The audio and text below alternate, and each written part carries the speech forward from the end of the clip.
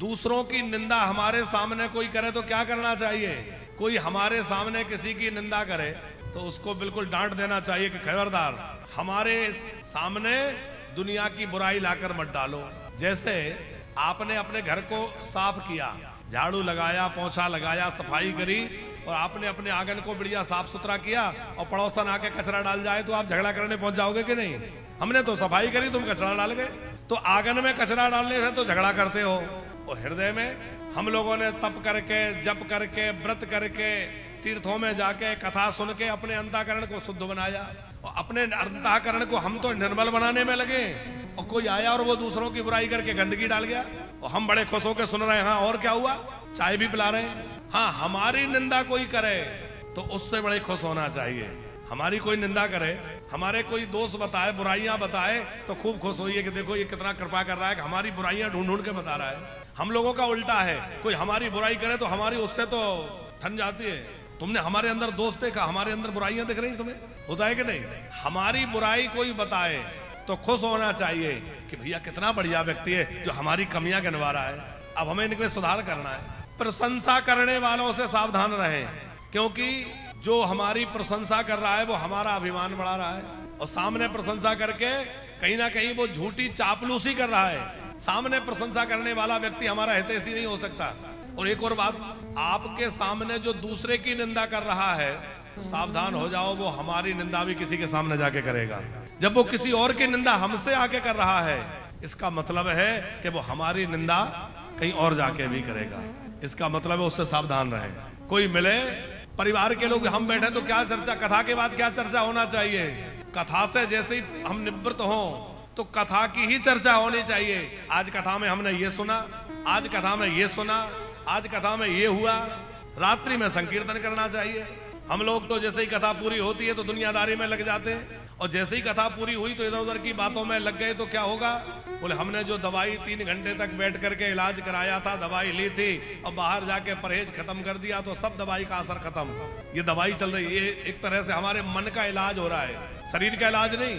कथा जो है वो मन का उपचार करने वाली है, मन के दोषों को दूर करने वाली है। मन की बीमारियां, शरीर की बीमारियां हैं, बीपी बढ़ गया, डायबिटीज बढ़ गई, ये तमाम बीमारियां हैं। और मन के रोग क्या है?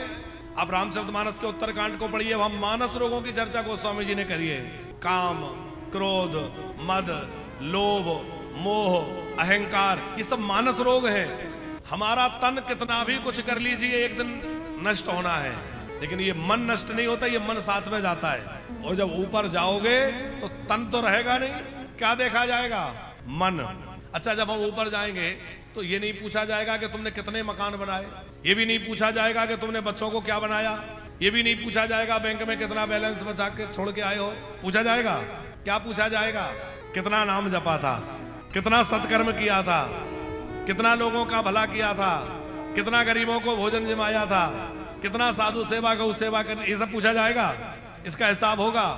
कर्मों का हिसाब ऊपर होगा, हमारी दौलत का हिसाब ऊपर नहीं होगा। इसलिए भैया संसार के संपत्ति के साथ साथ जो संपत्ति साथ जाना है वो भी बटोरते चलिए, कि जो साथ जाए वो पूंजी भी थोड़ा इकट्ठा करते चले।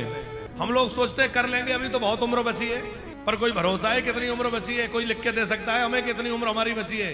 सुखदेव जी कह रहे हैं, राजन तुम्हारी तो अभी 7 दिन की आयु शेष है, 7 दिन से पहले नहीं मर सकते। पर मनुष्य का तो पल भर का भरोसा नहीं है। और आजकल तो और ऐसा समय चल रहा है कि पता नहीं कब क्या हो जाए, है? ऐसी ऐसी बीमारियां चल गई, ऐसे ऐसे है? तो हम लोगों को सावधान रहना चाहिए। हम लोग मृत्यु को भूल के बैठे हैं, जो परम सत्य है उसको याद करते रहना चाहिए। नारायण एक मौत को दूजे श्री भगवान, ये 2 चीजों को याद रखें। नारायण नाम के एक भक्त हैं, उन्होंने लिखा है 2 चीजन को भूल मत। 2 चीजों को सदा याद करो। किसको? बोले एक तो श्री हरि नारायण को, भगवान को, और दूसरे मृत्यु को। मृत्यु हमारे सिर पर नाच रही है। एक व्यक्ति अपने गुरुजी के पास गया, बोला गुरुजी मेरा भजन में मन नहीं लगता, आप कोई उपाय बताइए जिससे मेरा मन भजन में लग जाए। गुरुजी बोले अरे अब क्या बताएं, अब तो तुम्हारी आयु भी पूरी हो रही है, तुम्हारे मस्तक की रेखाएं देख के लग रहा है कि अब केवल तुम्हारे पास 5 ही दिन है, 6वें दिन तो तुम मर ही जाओगे। वो तो घबरा गया। अब किसी को कोई कह दे कि 5 दिन बाद तुम मर जाओगे, उसकी क्या हालत होगी? बहुत डर गया। गुरुजी ने कहा अब ये 5 दिनों में तुम्हें जो कुछ करना है कर लो, अब तो 5 ही दिन है। अब वो आया तो उसने मन में विचार किया कि भाई अब सत्संगी तो था ही, 5 ही दिन शेष हैं, अब किसी से झगड़ा नहीं करूंगा, मरना है। अब मैं किसी से झूठ नहीं बोलूंगा, किसी के साथ छल कपट नहीं करूंगा, क्योंकि 5 ही दिन बचे। अब तो 4 ही रह गए, अब तो 3 ही रह गए। और वो बस भगवान के ध्यान में लगा, हे प्रभु अब तो 4 दिन रह गए, अब तो 3 दिन रह गए, अब तो 2 दिन रह गए, अब 1 ही दिन रह गया तो और घबराए। बस पूरे दिन कीर्तन किया, 1 दिन भी निकल गया, 6वां दिन लग गया, लेकिन मृत्यु तो हुई नहीं। 6वां दिन भी जब निकल गया तो उसको बड़ा आश्चर्य हुआ कि गुरुजी की बात तो झूठी हो नहीं सकती। उन्होंने कहा था 6वें दिन मर जाओगे, पूरा दिन निकल गया, आज तो मैं मरा नहीं। अगले दिन वो गुरुजी के पास गया, आपकी बात झूठी निकल गई। गुरुजी ने कहा अच्छा झूठी निकल गई, ये तो ठीक है, तुम्हारी जान बच गई, अच्छी बात है, पर ये बताओ इन बीते 5 दिनों में तुमने क्या किया? किसी से झगड़ा करा? अरे बोले झगड़ा करने को कहां फुर्सत, नहीं किसी से झूठ बोला, किसी के साथ छल कपट किया? बोले ये सब कहां, मैं तो 5 दिन में खूब नाम जप किया। गुरुजी ने कहा जैसे इन 5 दिनों में तुमने नाम जपा है, इसी तरह यदि प्रतिदिन मृत्यु को ध्यान में रख करके ये सोचोगे कि मृत्यु जाने कब आ जाए, और मृत्यु को याद रखते रखते रहोगे, तो इसी तरह पूरा जीवन भगवान के भजन में निकल जाएगा, भगवान में मन लगा रहेगा।